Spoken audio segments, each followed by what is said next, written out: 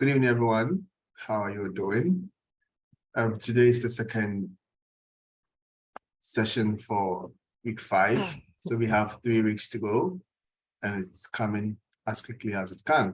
So if you can see on the stack schedule today, I know some of you are wondering if we are doing buffer overflow or we are doing malware. However, things have changed. So today, which is the 18th of May, we are doing buffer overflow 2, which is the practice, right? We are going to do a practice in this class. I mentioned it last week.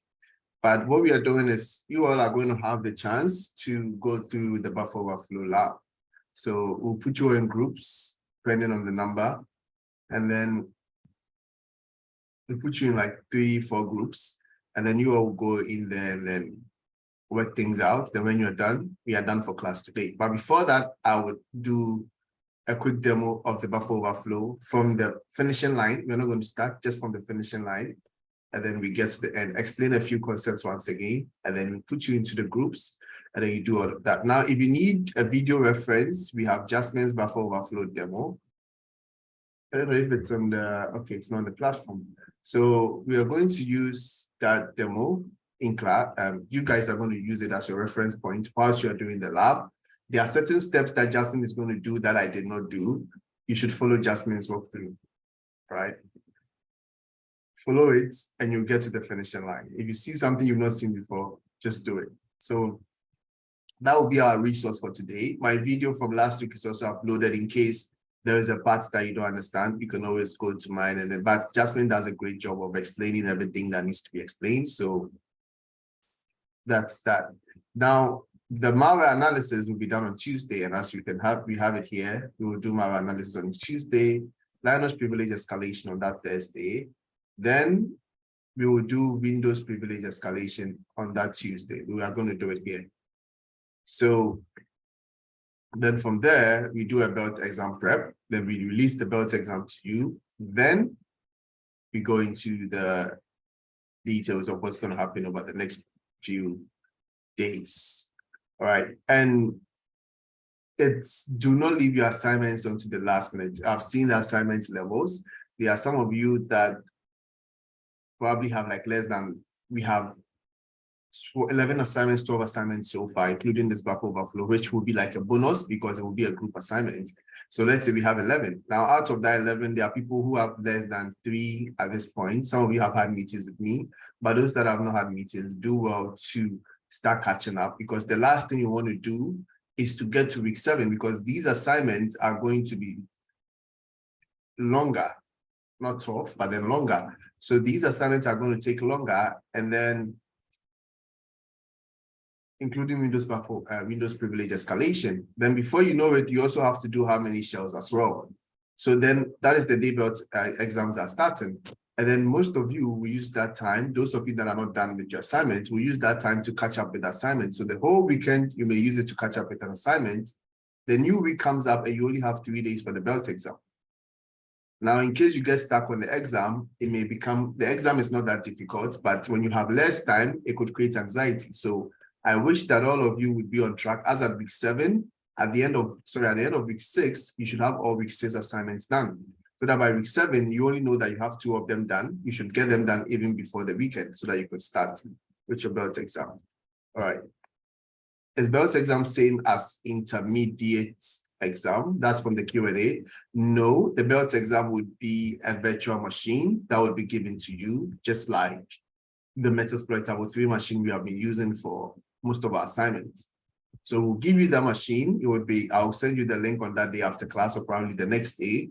And then you would all go onto the platform, set it up, download the file. And then once you're done downloading, your job is to hack into it as if you've never seen it before.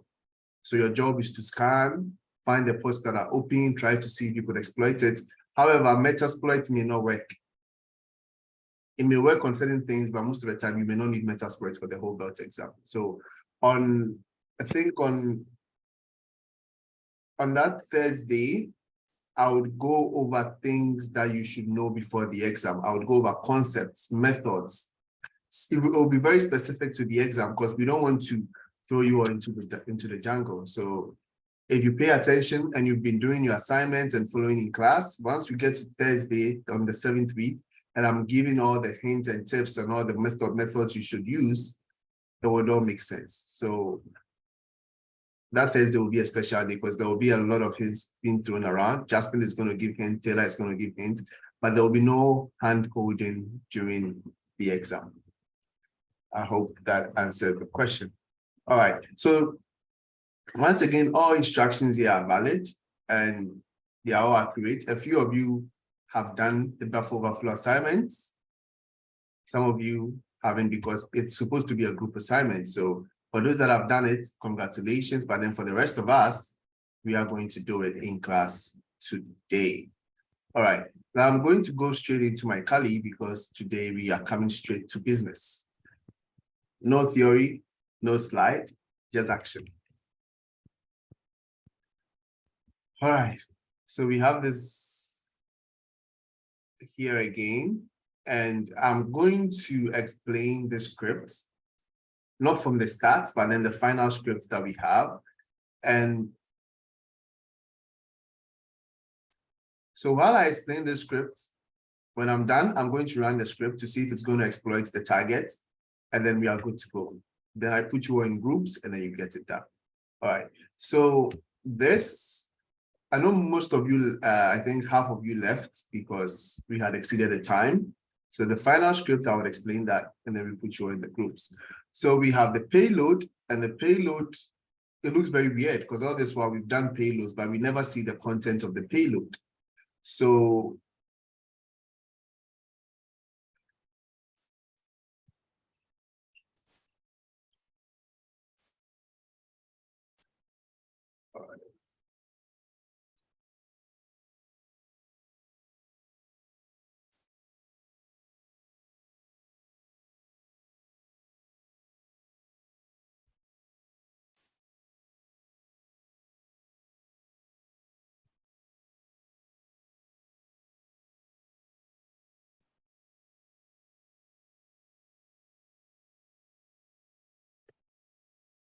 all right, so this was the payload we created the last, we did lots of actions, and at the end of the, about, I think it was an hour and 20 minutes of so many actions. The buffer overflow thing did not take 2 hours. We used 1 hour for the theory, and then the 1 hour, 30 minutes for the, so after 1 hour, 20 minutes of back and forth, because of so many explanations, then we have this final script. Now this script has been modified a whole lot. But before we could get to the script, we had other things we did. So I'm going to explain the payload, and I'm going to put what we call a comment. You remember comments from,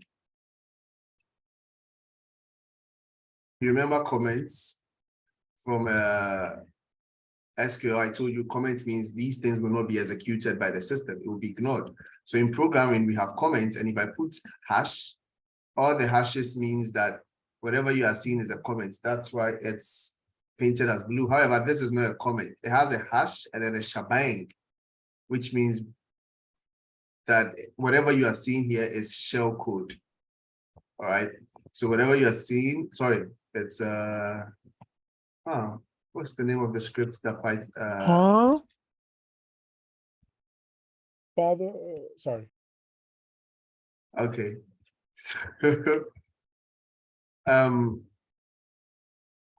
I'll remember and then I'm going to tell you guys, because then the script has a name, the type of codes that could be run, but then I've forgotten what it is. But then for this, we are just calling on the Python, like the Python module, and then we put in our Python codes. But then this does not nullify the content.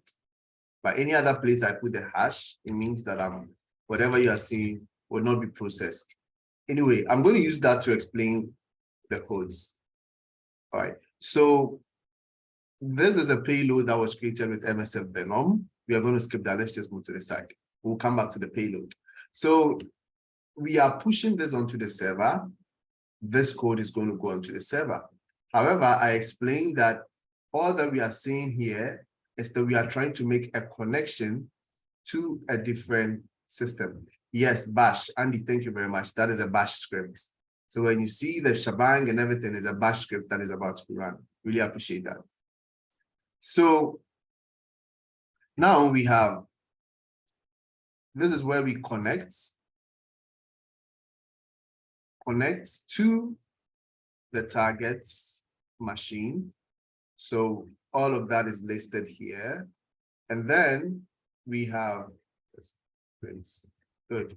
So here we are trying to say connect us to a machine with this IP address. And I know some of you are asking what is the port number. The port number is 110 and it's static. It doesn't change. If you're trying to attack a different service, you may have to find out what service it is.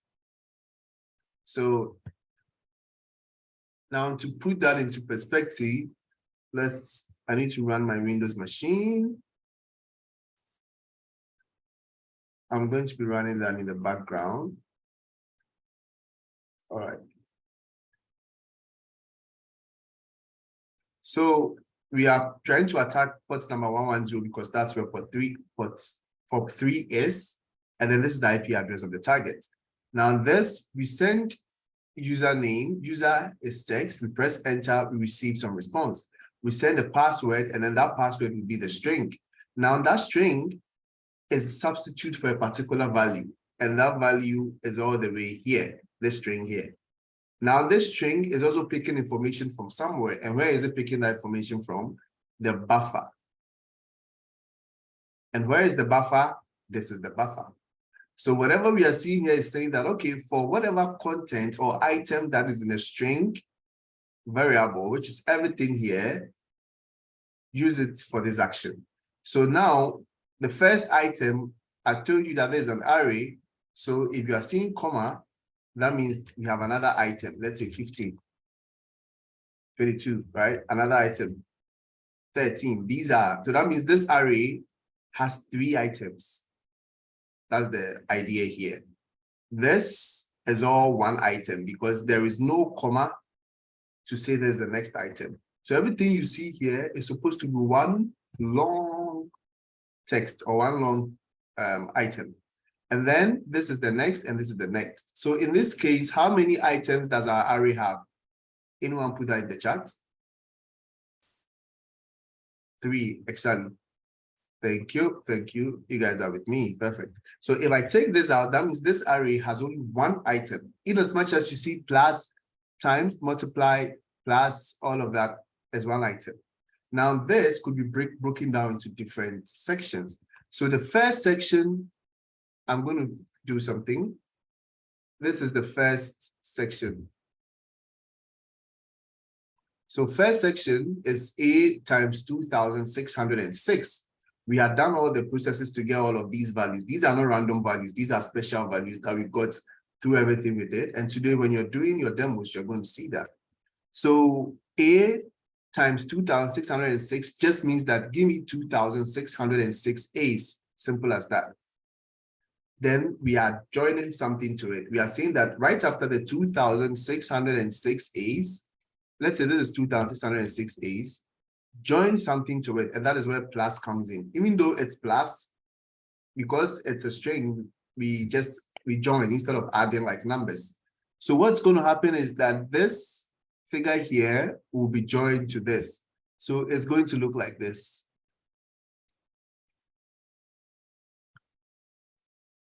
It's be joined. Then this is the next. I told you that it's all one thing. So the pluses are just giving us the idea of what's happening. Let me keep doing this. Good. So first A, this is 2,606 of them. This is our NOP, this is our JMP ESP.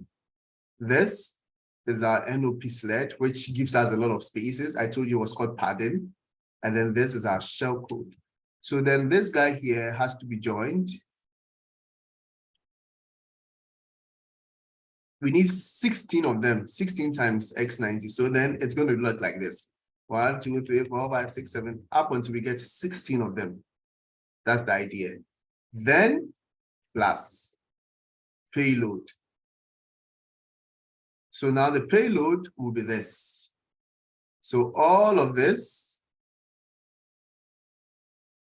would be added. Let me take away the plus. There's no plus there. To the end. So are you catching the picture of what the pluses are doing? Is this clear? whatever we saw here, this is what is really happening. They are joining them together. So the system is going to put in 206 A's, put in the next value because they are just joining them, put in 16 X90s, and then they'll put in the payload. So the system will be able to understand everything. We are seeing lots of gibberish, but then the system understands this for it understands it for some reason. All right. So I'm going to undo all the actions that I've done so that we have our initial one. Good. So let's name these things properly. So this is our value, whatever we are, initial value. And this A could be anything, value. This was our EIP, the one we found. Now this is our JMP ESP. And then this would be our NOP sled, null operator sled. That's what it's called for some reason. Null operator sled. Now that means, pardon, nothing. Now means nothing. So give me space, give me space, give me space. That's what it means. So we have 80 of them. So we mostly shorten that as NOP sled. And then the last thing is a payload, but what we are seeing here is what we call a shell code, because this code is not even understandable, right? But let's just change the shell code to just payload, just to make it easy to grab. So clearly, that's all we are doing. So the system would have 2,606 A's, and then it will see a JMP ESP, then it will jump to that section. Then right after that is like, oh, I've jumped to the JMP ESP. What next should we do? Then JMP ESP will be like, hey, I need 16 spaces, pardon, to do what I want to do. This could be 8, it could be 16, it could be 24. It would always work, no matter what you put there. Just don't use a lower number because you want to provide enough padding for whatever you're doing to work. And then right after, it sees the payload, and then it's going to run. Now the payload, we created it.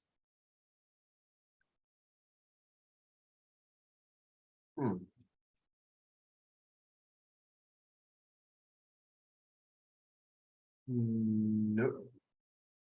Let's see.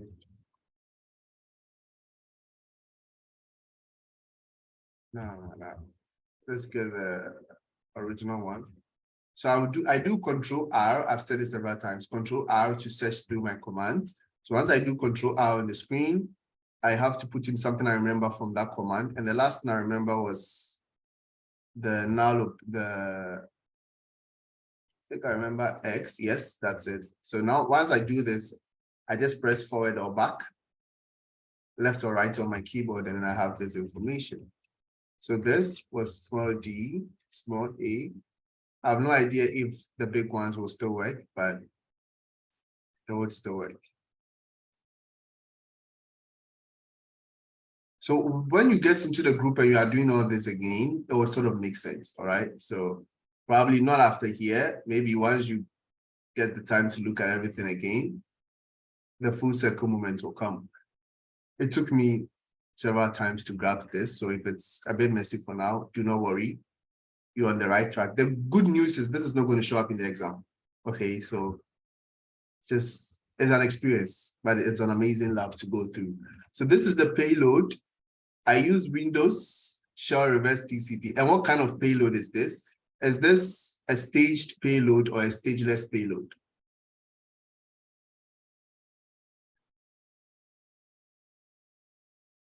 Stageless, exactly. The reason why it's stageless is because of the underscore. All right, perfect. And then this was the port 4433, I believe. So up until here, you all know what this thing is doing. But then at this point, the F is the format is shellcode. And then the B is the bad characters we know that our application cannot handle. For that, every application has characters that when it meets those characters, it's going to break.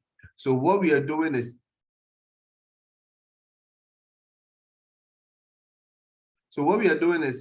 we know that MSF Venom is going to create the payload, but then we're also telling MS Venom that if you are creating the shell code, do not include these particular characters in this shell code that we have over here. So if you look through, if I had not included these things, maybe MSF Venom would have included this in the result. But because I specifically stated that do not add these three guys, it would exclude them. Otherwise, the application was going to break. All right. So if you already did the original buffer overflow lab, do we need to do the group one? No, you don't need to do the group one. So the group one is just for the whole class. It's like a 10-minute tactical, right? But then this is going to be for the whole assignment. So if you've done the lab already, that means you would be a great resource for your group because you've already done it. So you have a hang of what to do and what not to do. And I mean, you'd be like a perfect advisor for your groups. So that would be an excellent help for the group. All right, so once I do this, I pressed enter. It created all of this for me.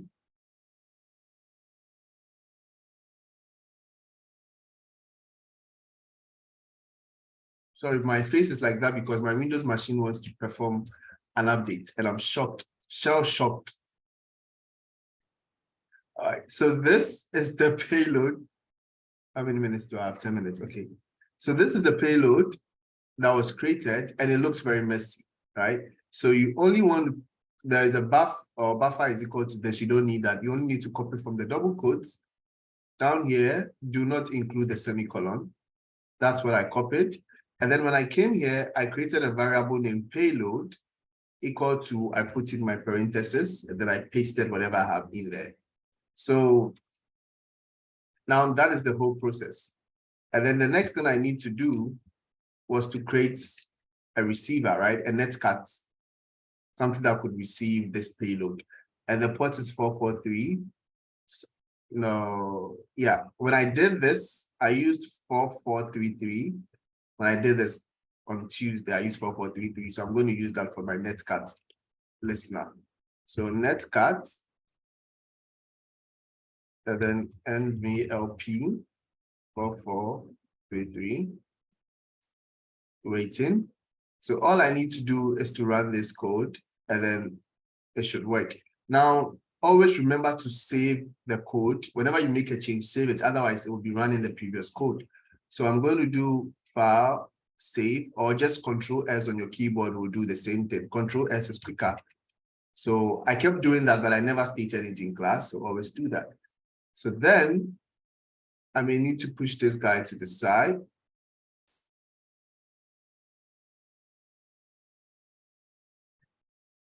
So I'm going to show you what's happening on my Windows machine that made my eyes pop up like something was happening. But it's funny. Can you see the Windows machine on the left? Yes, we can. So, I mean, I don't expect you to do this, but upon everything, I don't know why it wants to do an update today of all days, but I'll stop it.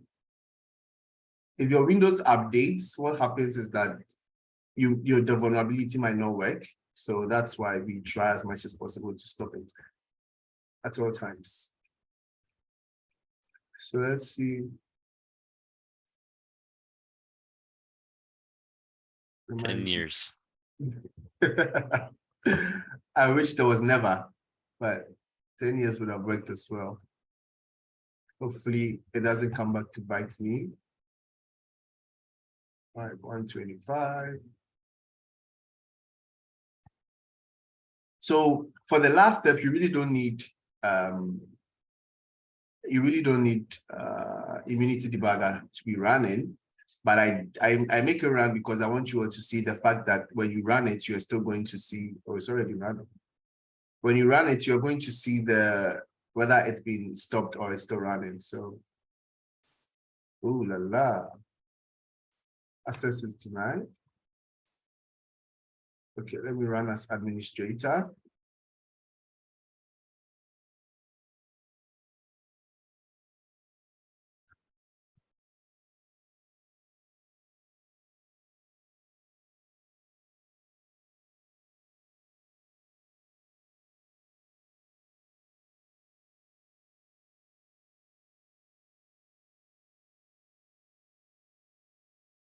All right, so I just did an nmap scan for you guys to see the POP3 server.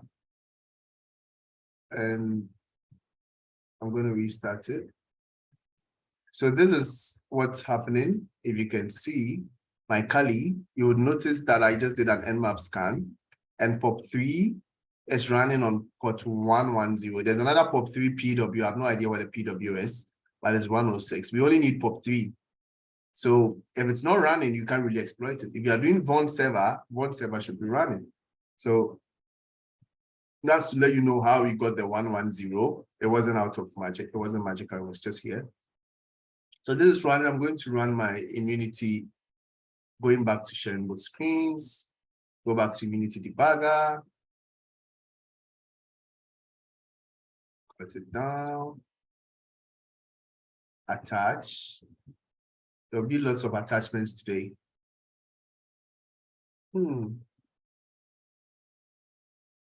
SL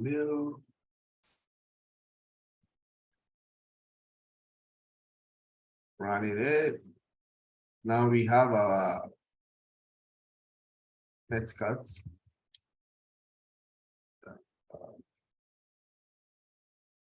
All right, so net cuts is running. Let's run the script. I just hope this comments thing works, especially when I'm using a different programming language. Because I've encoded in Python for years. I'm a Python veteran. So let's run our code. And then we introduced a new trick last week where you could split the terminal. So I'm going to right click on the screen, go to split vertically, and then we have two terminals at the same time. So when you do that, it distorts your view. So just increase it. And all right. So Python, parser script, py. So then you could see that I get a shell. It's that quick. Now I have a shell. I can do who am I? It says I'm NT authority system. That means I'm the highest administrator on the system. That's the final step. Now on the left side, you would also see that it's still running. Let me just focus on that so you can see it properly. The Von server or the SLMail app is still running, meaning that it never crashed the app. So we found a loophole, hit that loophole, put in our payload, and now it's running. And we've also exploited the server. So that brings us to another wonderful demonstration of buffer overflow, the finish line. And yep, so we've exploited, we are all good to go. So I'm going to put you guys into the